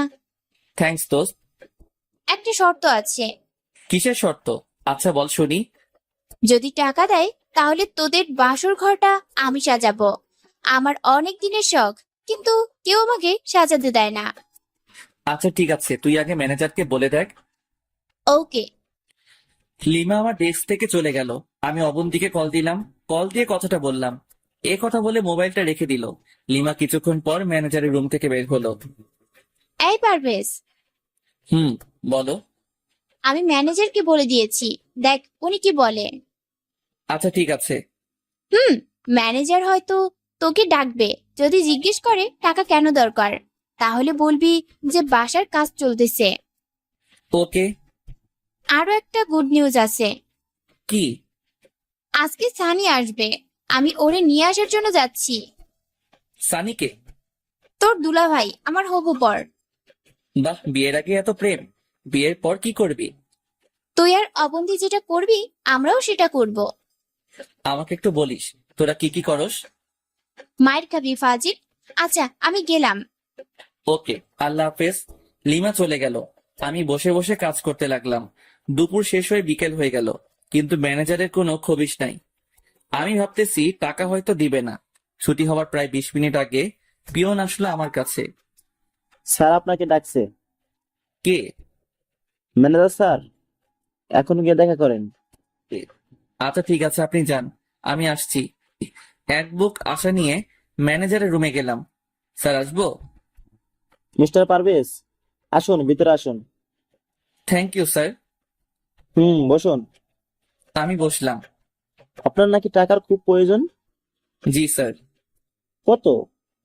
3 লক্ষ হলে হবে। এত টাকা দিয়ে কি করবেন? স্যার বাসার কাজ চলতেছে। কিন্তু মিস্টার পারভেজ, আপনি জয়েন করেছেন যে এখনো 1 মাস হয় নাই। আমরা এই মুহূর্তে আপনাকে এত টাকা দিতে পারি না। কেন স্যার? অন্যান্য কোম্পানিগুলোতে তো যারা কর্মকর্তা তাদেরকে লোন দেয়, আর মাস শেষে বেতন থেকে কেটে নিয়ে যায়। আমার ক্ষেত্রেও একইটাই করিয়েন। লোন দেয়, আমরাও দিই, কিন্তু সেটা পুরাতন লোকদের কি।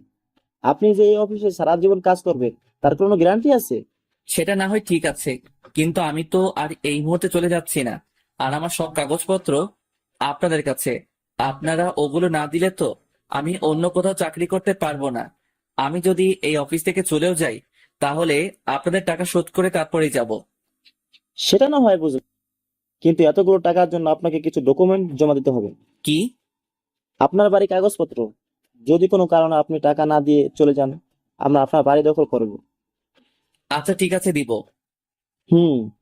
আর আপনার বর্তমান বেতন 25,000 টাকা। আমরা প্রতি মাসে 5,000 টাকা কেটে নেব, বাকি 20,000 টাকা পাবেন। Okay sir. ওকে, কালকে আসার সময় বাড়ির কাগজপত্র নিয়ে আসবেন, ঠিক আছে? আসি স্যার। সালাম দিয়ে বের হয়ে গেলাম। তারপর বাসায় চলে গেলাম। রাতে বসে বসে ভাবতেছি কি করে আব্বু আম্মুকে কাগজের কথা বলবো। খাওয়ার সময় আব্বুকে বলে দিলাম দলিলের কথা। বাবা কিছুই বলল না। খাওয়া শেষ করে আমি রুমে চলে গেলাম। কিছুক্ষণ পর আব্বু একটা ফাইল নিয়ে আমার রুমে আসলো, আমার হাতে দিয়ে বলল, এখানে সবকিছু আছে। আমি জানি তুই খারাপ কিছু করবি না। আমি তোকে আমানত দিলাম। আমি কিছুই বললাম না, ফাইলটা রেখে দিলাম। অবন্তীকে কল দিলাম। কিছুক্ষণ কথা বলে মোবাইলটা রেখে দিলাম। তারপর ঘুমিয়ে গেলাম। সকালে ঘুম থেকে উঠে ফ্রেশ হয়ে নাস্তা করে অফিসে চলে গেলাম। সোজা ম্যানেজারের রুমে গেলাম। ফাইলটা ওনার হাতে দিয়ে আমি আমার ডেস্কে গিয়ে কাজ করতে শুরু করলাম। 11টার দিকে পিয়ন এসে ডেকে নিয়ে যায়। ম্যানেজার নাকি আমাকে ডাকতেছে। ম্যানেজারের রুমে গেলাম। উনি আমাকে একটা চেক কেটে দিল। আমি তো খুশিতে শেষ। যাই হোক, ম্যানেজার থেকে 1 ঘন্টার জন্য ছুটি নিলাম, না হলে বিকেল বেলা ব্যাংক বন্ধ হয়ে যাবে। আইমানকে কল দিয়ে আসতে বললাম। তারপর আইমান আসলো, ওরে নিয়ে টাকাটা ব্যাংক থেকে নিয়ে আসলাম। তারপর আবার অফিসে চলে গেলাম। কাজ শেষ করে বাসায় চলে আসলাম। রাতে অবন্তীকে কল দিলাম। বলেন সাহেব, সারাদিন কোনো খবর ছিল না আপনার, এখন মনে হয়েছে তাই না? সরি, কাজে ছিলাম তো তাই। তুমিও তো দাওনি। মোবাইলে টাকা ছিল না, তোমারও তো বলেছিলাম টাকা পাঠাতে, বাট তুমি তো পাঠাওনি। সরি, মনে ছিল না। কয়দিন পর দেখা যাবে আমি যে তোমার বউ সেটাও মনে থাকবে না। সেটা বলবো না। আচ্ছা শোনো, বলো। কালকে বিকালে একটু দেখা করিও, তোমার সাথে খুব গুরুত্বপূর্ণ কথা আছে। কি কথা এখন বলো। মোবাইলে বলা যাবে না, সরাসরি বলবো। আচ্ছা ঠিক আছে, খাইছো? না, মাত্র বাসায় আসলাম। তুমি? না, খাবো একটু পর। তুমি ঘুমিয়ে যাও। আচ্ছা ঠিক আছে। তারপর খাওয়া দাওয়া করে ঘুমিয়ে গেলাম। সকালে ফ্রেশ হয়ে অফিসে চলে গেলাম। এর মাঝে কয়েকবার অবন্তীকে কল দিলাম, ওরে বললাম শাড়ি পরে আসতে। বিকেল বেলা আমাদের কলেজের সামনেই আসতে বললাম। আমি কাজ শেষ করে সোজা কলেজের সামনে চলে গেলাম। কিছুক্ষণ পর অবন্তী আসলো। কি ব্যাপার, এত দেরি হলো কেন? এই সরি, আসলে শাড়ি পরতে দেরি হয়ে গেছে। মানে? তুমি তো জানো আমি শাড়ি পরতে পারি না, কারো না কারো হেল্প লাগে। আজকে আম্মুও বাসায় নেই, মামার বাড়ি গেছে। একটা কাজিনকে বলেছিলাম আসার জন্য, সে আসতে দেরি করে ফেললো, তাই আমারও দেরি হয়ে গেল। এত কষ্ট হলে শাড়ি পরার কি দরকার ছিল? না আসলে তো তোমার চেহারার দিকে তাকানো যেত না। বলবে যে একটা রিকোয়েস্ট করেছি সেটাও রাখিনি। আচ্ছা এবার বসো, বলো কি খাবে? আগে বলো, তুমি যেখানে আসছো আব্বু আম্মুকে বলেছো? না, বলার সময় পাইনি। অফিস থেকে সোজা এখানে চলে এসেছি। এটা কোনো কথা হলো? সমস্যা নাই, আমি বাসায় গিয়ে বলে দিব। এবার বলো কি এমন কথা যেটা মোবাইলে বলা যাবে না, সরাসরি বলতে হবে। লোন তো পেয়ে গেছি। আগে বলোনি কেন? এখন তো বললাম। এখন কথা হচ্ছে আমি কয়দিনে ছুটি নিব। ছুটি কেন? আরে পাগল, বিয়ের জন্য কেনাকাটা করতে হবে। তারপর এই যে ভাইরা আপুরা, কোথায় যেতেছেন? ভিডিও দেখেই চলে যাবেন সেটা তো হবে না, আমাদের চ্যানেলটা সাবস্ক্রাইব করতে হবে তো। তাড়াতাড়ি আমাদের চ্যানেলটা সাবস্ক্রাইব করুন আর নেক্সট পার্টের জন্য অপেক্ষা করুন।